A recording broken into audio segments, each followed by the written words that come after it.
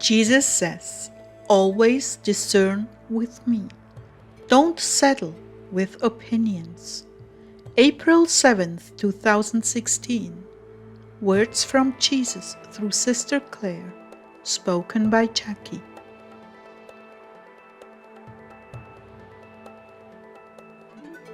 Clare began, "What is on your heart tonight, Lord?"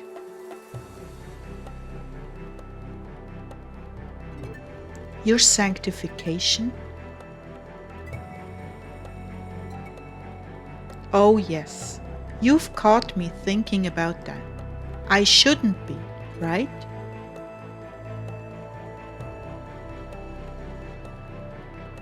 No, you shouldn't take your eyes off me, truth be told.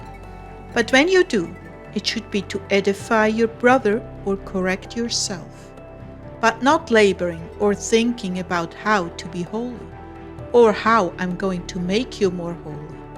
That is a total waste of time. You're really not making good use of the time when you become self-centered. By that I mean when you try to engineer your own sanctification, when you look at others and wish you could be that far along. That doesn't please me. I have you in this place because it is the best place for you to be. You would not do well in someone else's path.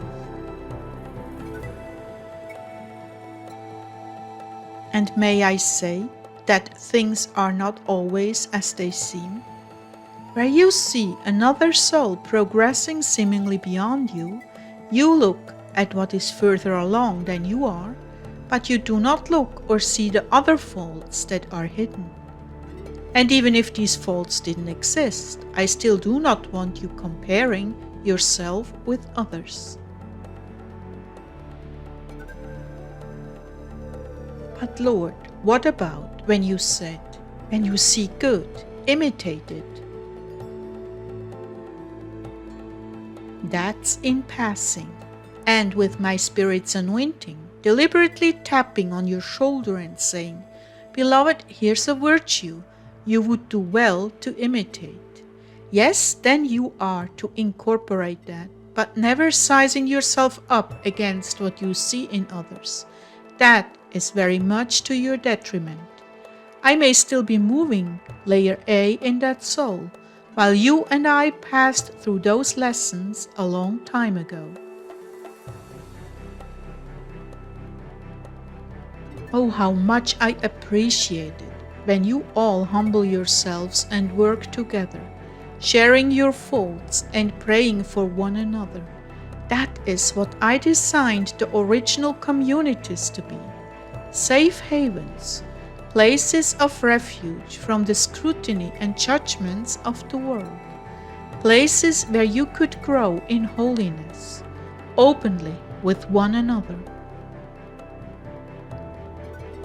When a brother wounds his leg in battle and you wound your right hand, you can help him walk with your members that still function, and he can help you right with his members that still function. I designed the body to work this way, intricately united together, so that the wounded and compromised would have assistance until they healed. However, what most often happens is one suffers a leg wound and is chastised for it to the point that his good hands are no longer useful to the community. He's been written off as too weak, inadequate, and immature. Oh, don't you see, my people? You don't throw the baby out with the bathwater. Just because a soul is faulty and weak in one area does not mean he's no longer useful to the body in others.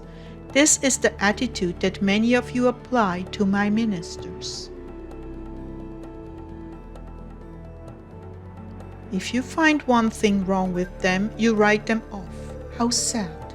How would you feel if I found one thing wrong with you and wrote you off as a total failure and unworthy for me to work with? Yet this is what you do to my ministers, who, I must tell you, out of the thousands, none of them has arrived. You will always find fault somewhere.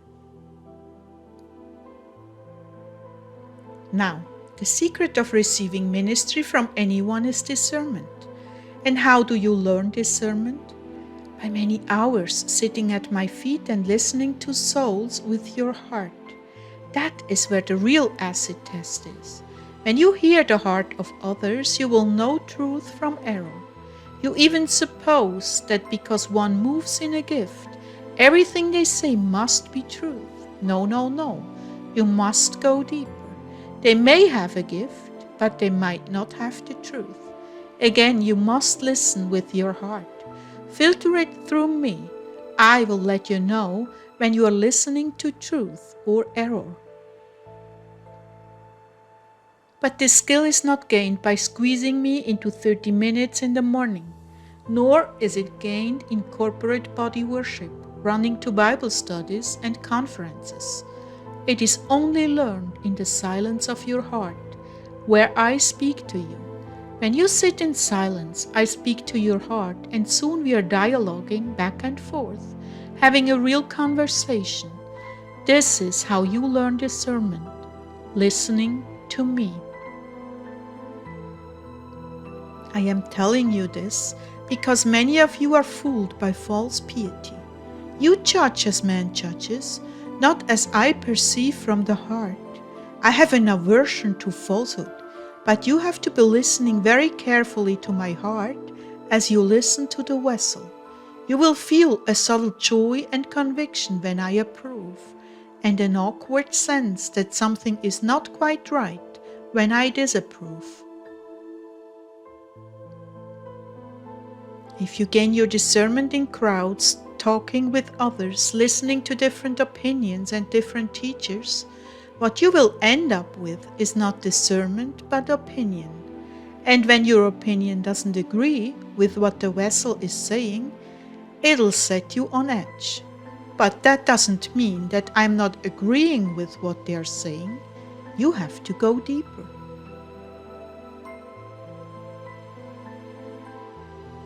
Opinion happens when you compare notes and decide on what seems right to your logical mind. Opinion is no substitute for discernment. Discernment happens when you are tuned into my heart. My sheep know my voice, and another they will not follow. Just about all the Pharisees had strong opinions about my ministry. They had consensus, but they did not have discernment, or they wouldn't have crucified me. So, my dear ones, I want you to be fully equipped for every good work, and discernment is second only to love in ministry. Love without discernment will result in misplaced action. Discernment without love will result in harsh judgment. You must have both, and you will have both when you spend quality time leaning your head upon my heart and listening to me and worshiping me, either in the silence of your heart or alone in your room. Until you know that you have this gift, be very careful in your judgment of the teachings of others.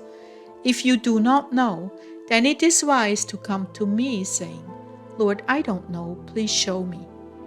Never form a rash judgment about the content of a vessel's ministry.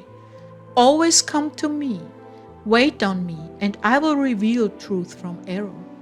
Then you will be able to drink from the living waters, rather than the polluted waters of men's opinions.